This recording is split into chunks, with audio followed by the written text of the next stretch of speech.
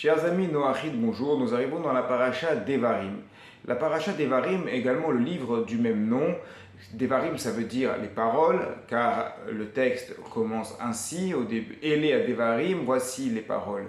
Mais il y a un autre nom que les Chachamim, nos maîtres, ont donné à ce livre, il s'appelle le livre de Mishneh Torah, c'est-à-dire la répétition de la Torah. À ne pas confondre avec le livre de loi de Maïmonide, du Rambam, qui s'appelle également Mishneh Torah, qui est d'ailleurs étudié par les Noachides, puisque dedans, dans le livre des rois, on va retrouver toutes les règles par rapport aux lois de Noach, par rapport aux lois des Noachides.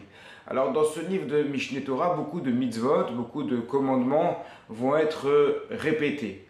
On va revenir beaucoup dessus.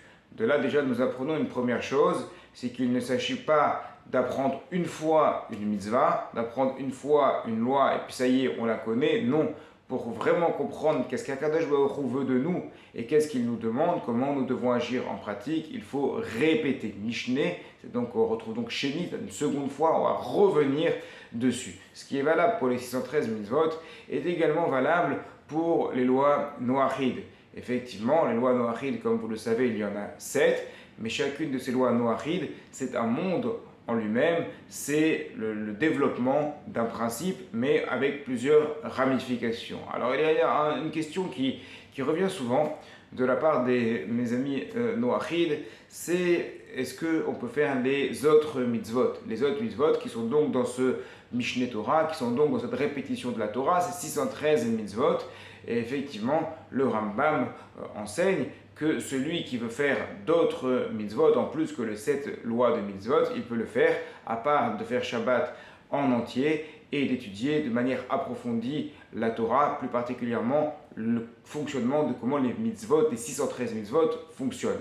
Mais en dehors de ces deux restrictions, il est tout à fait possible d'accomplir d'autres mitzvot. Cependant, le Rambam explique bien qu'il y a une différence entre quelqu'un qui applique une mitzvah parce qu'il en a l'obligation, ça s'appelle Metzuvé VOC, et quelqu'un qui accomplit une mitzvah alors qu'il n'en a pas l'obligation, c'est le cas des Bnei Noach, c'est-à-dire Enno Metzuvé VOC. Il n'a pas l'obligation, mais il fait. Il y a une différence entre les deux, parce que lorsqu'on fait quelque chose que l'on a l'obligation de faire, eh bien forcément, il va y avoir plus de Yetzer Hara parce qu'on est dans le cadre d'une obligation. Et dès qu'on est dans un cadre d'obligation, c'est forcément plus dur. Alors que lorsqu'on est dans un cadre de facultatif, de bénévolat, on fait en plus parce qu'on a envie de faire plus. Si on veut s'arrêter, on s'arrête quand on fait et on ne risque rien. Donc l'enjeu n'est pas le même. Alors pourquoi parler de ça ici? Parce que l'enjeu justement, c'est de ne pas se tromper. De ne pas se dire, je vais faire toutes les mitzvot en tant que Ben Noach, je vais faire toutes les mitzvot comme les juifs, et comme ça je serai plus proche d'Akadosh Baruch Hu. Oui, mais si on fait ça, on risque aussi d'en négliger l'approfondissement des 7 lois de Noach et notamment les détails de la pratique. Je m'arrivais d'ailleurs de parler avec quelqu'un du membre des Bnei Noach qui m'a dit, et pourtant quelqu'un qui étudie beaucoup de Torah, quelqu'un qui va à beaucoup de cours donnés pour les Noachides, et qui m'a dit honnêtement, je ne connais pas le détail des 7 lois de Noach.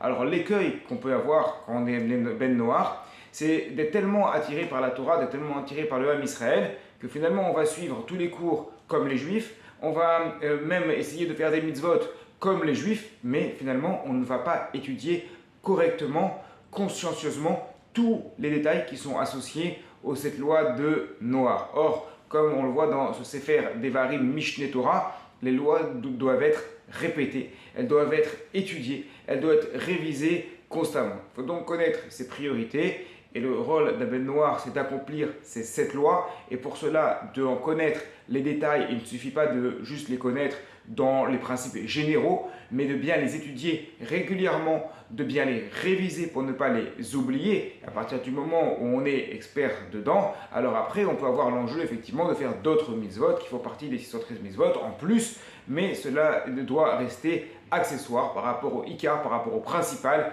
qui est l'accomplissement des 7 lois de Noach.